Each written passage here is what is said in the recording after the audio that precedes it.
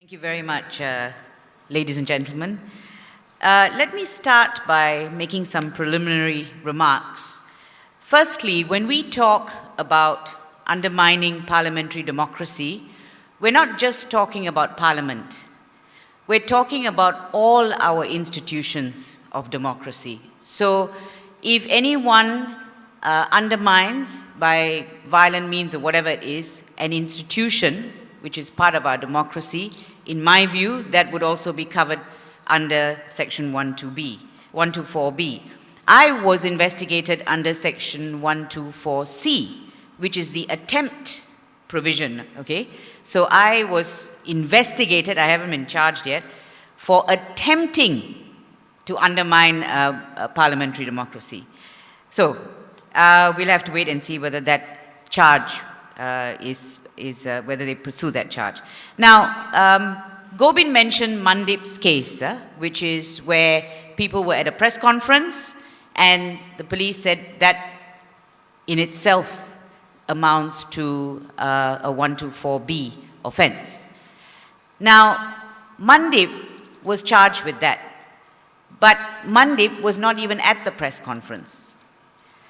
So unless he does astral traveling and in spirit was there and they saw him there, you know, there is no way an offense was even possible against Mandip. And I know from Surendran, who did his remand at the hearing, said to the magistrate who gave the 7 days, or Mandip got 5 days, I think. You know, he wasn't even there. But he made the order and he said, no, I've already made it. I've already made the order and I can't do anything about it. For someone who wasn't even there and who's being investigated for a charge of being present at a press conference. So, sorry, even if you're present in spirit, you may be in trouble. Now, I want to read for you something that I was that actually said a lot for me. And this is by an ex-soldier. And this is what he says. Having been a member of the armed forces and having served towards the final days of the Indonesian confrontation, the full brunt of the communist insurgency, and have seen service with the UN on peacekeeping duties in war-torn Cambodia, I just cannot hold back my anger to witness this beloved country of mine that I had placed my life as a soldier defending be mercilessly mowed down by thieves, liars, and even alleged murderers, masking themselves as honorable politicians. The more I read about what appears to be to my beloved country, gasping for breath in the face of eventual death, I flinch in fear that all the sacrifices that we, the members of the armed forces, had contributed in the past to make this country safe so that it could prosper for the good of its people is being mismanaged at the hands of unscrupulous, thieving, corrupt, and lying politicians. Now, I don't think we can put it any better if you wanted to describe what was happening in this country today. So the reason I mention that is because what seems to be happening now is that people who did their jobs or are doing their jobs are the ones who are being attacked. And this comes back to the question that YB Lim Kit Siang and Gobind were asking, you know, who really is responsible for undermining parliamentary democracy in our country? For example, take the MACC officers, the Bank Negara officers, the Attorney General. These are all institutions which are vital in a democracy. Institutions that must be independent, and institutions that were doing their job. Look at the PAC, if you want to talk about Parliament. What did they do to the PAC? They have made it pointless. Nothing's going to happen till October. And the speaker or someone said, Prime Minister should have a say in who should be appointed as the next PAC chairman. This is in an investigation that involves the Prime Minister.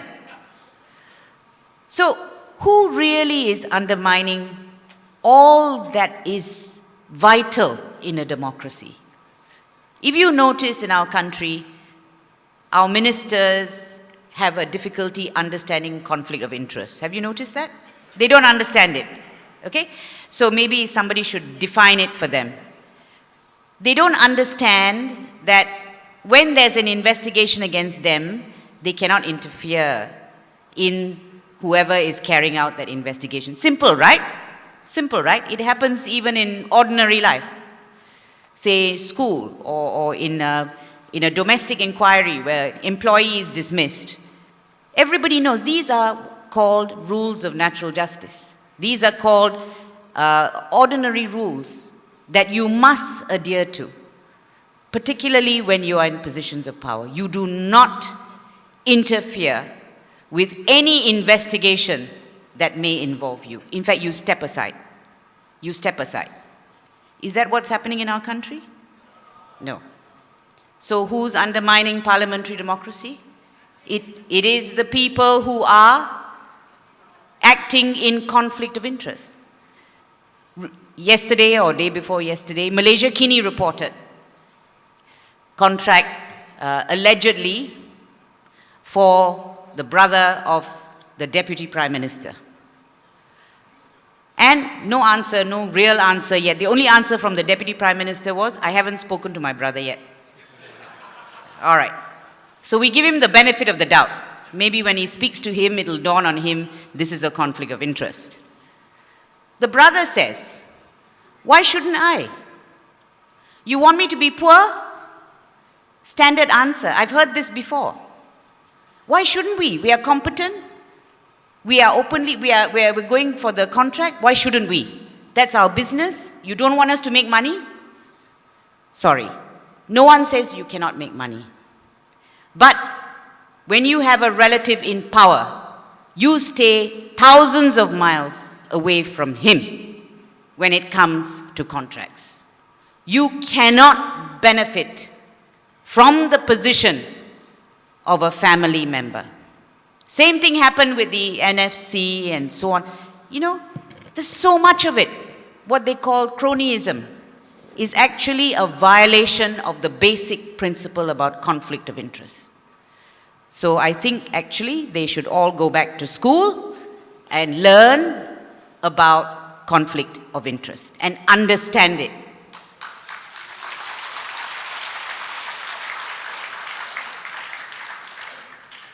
So like this ex-soldier said, can you stand by, can you keep quiet when this country that you have defended, that he laid down his life to defend, should he keep quiet? Should any of us keep quiet? In fact, I would say we have a duty to speak. And what are we asking for? Tell us how you spend our money. Something wrong with that? Is there something wrong with it? They're supposed to account for it even without our asking. That's what their job is. And yet you get this whole thing about donation, you know, brotherly donation, and I wish I had such a rich brother. But anyway, or a rich friend, okay? Or friendly party or whatever it is, who would give me 2.4 billion into my personal account. 2.6, sorry. I got it wrong.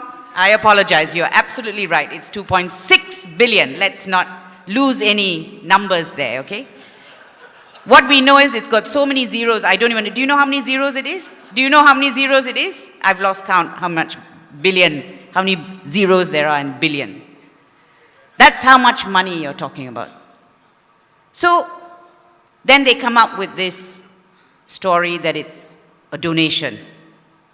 And they went on and on about donation for a long time until the penny dropped. Even a donation, in fact, it's worse. In my opinion, legal opinion, I may be wrong, but under the MACC Act, donation is covered under the definition of gratification. And there is a presumption for certain offenses under that, which would be a relevant offense here, Section 17, I believe. There is a presumption of corruption, which means the person holding the money has to displace that presumption, which means you have to have an explanation, you have to say where it came from, etc., etc. That's only one legislation. You have the Anti-Money Laundering Act. You have so many pieces of legislation that could have been infringed. So what everybody is asking is questions about this. And they are also saying to the Prime Minister, look, you need to answer these questions. And I can't believe the Prime Minister is hanging on to Ministry of Finance, when every allegation against him is in relation to finance, financial scandals.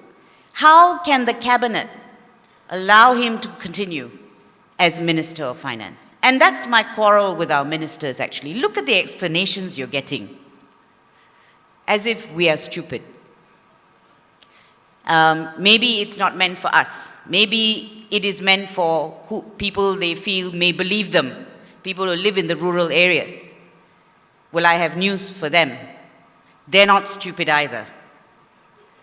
In fact, everyone has seen through the ridiculous explanations that we get. And quite frankly, I think one of the worst ways in which you undermine parliamentary democracy is by giving stupid answers in Parliament and being stupid in your explanations. Because we deserve much better than that. They forget that they have a duty to be honest with us. So, I wanted to also talk about the former Attorney General, Tan Sri Abu Talib. He came up with an interesting interview. He said that all these attacks on MACC, BNM, and so on and so forth can actually constitute an offense under Section 186 of the Penal Code. Let me read that to you. And I didn't know about that until he mentioned it. 186 says, whoever voluntarily obstructs any public servant in the discharge of his public functions shall be punished with imprisonment for a term which may extend to 2 years or with fine, etc., etc. So he says, what happened to MACC, etc., is prima facie a case of obstruction under the Penal Code. And he said he thinks the Attorney General should take action. Do you agree? Because what you're doing there is it is a frontal attack on very important institutions in this country. Now, we have our quarrels with MACC, and we will never forget what happened to Teo Beng Hock, ever. That is something they need to answer for still. We will not forget that. But the people who were hassled and intimidated in MACC were honest officers who were doing their duty. And I say kudos to them for standing up. Kudos to them. Dato Shukri said, take me instead of taking, as what YB Lim Kit Siang said. All it needed was a few good people to stand up, and they backed off. And the support shown to them by the public, that really helped, and they backed off. Now, why am I talking about all this? I'm talking about all this because we need to understand that these are questions we are entitled to ask. And we must stand up when we see these institutions being attacked. Because as far as I'm concerned, all those are offenses committed by the authorities under 124B as well. Because they have interfered with institutions of democracy in this country. Now, of course, we don't want to talk about we don't want it at all right? I'm not suggesting that they should be charged, but we don't want those sections at all. Where did they get, I remember thinking, where in heaven's name did they get this provision from? They say they got it from England, all right? This is where they got it from. It came from the Security Services Act 1989. This is what was said in Parliament, I believe. I believe so. And this is what that section says. Security Service. The function of the service shall be the protection of national security, and in particular its protection against threats from espionage, terrorism and sabotage, from the activities of agents of foreign powers, and from actions intended to overthrow or undermine parliamentary democracy by political, industrial or violent means. So that section was not creating a criminal offense in the UK. It was only describing what were the functions of the security service in that country. And this is one of them. In other words, to protect against foreign powers and other activities that would undermine parliamentary democracy. It was not creating an offense against the people of the country. So when they relied on it, they should have been more honest. They should have said that relates to security, but we are going to, bring it into our penal code and use it against our people. Have you noticed how they keep creating provision after provision after provision? It's as if they have declared war on the people of Malaysia. They want to shut everybody up, restrict your space, and that's really why. Why are they so afraid of all of us? I don't get it, actually. I don't get it. If they were not doing anything wrong, they have nothing to fear from us. They have absolutely nothing to fear from us. And when you look at the people who have been charged, look at Mandip, look at Adam Adli, and look at all these people. Why are they so afraid of them? Because they dare to stand up. That's why. They don't want anyone to stand up. And that is why we must never allow them to stop us from speaking up. Now, Gandhi said, I don't know if you recall, one of the famous Gandhi trial, where he was charged for sedition, for creating disaffection against the government. He said that he was proud to be charged with that because he said some of the most loved of India's patriots were charged under it. So, I was charged with lesser charge, like 124C, but I'm proud to be there because I am with patriots. I'm less of a patriot maybe, but I'm with the patriots of this country. And history will show that it is these people who were charged under ridiculous offenses like this who are the real heroes of this country. Gandhi also said this. He said, I hold it to be a virtue to be disaffected towards a government which in its totality has done more harm to India than any previous system. And that is how we feel. That is how this ex-soldier feels. I won't give you his position, but it was pretty high. That's how he feels. I fought for this country, I spilled blood. And I cannot stand by and watch what they're doing to it. Do you all feel the same way? Because I do. I can't bear what they're doing to this wonderful country of ours. How dare they? And then when we criticize them, they want to shut us down. It's not going to work. That's the message we should give them loud and clear.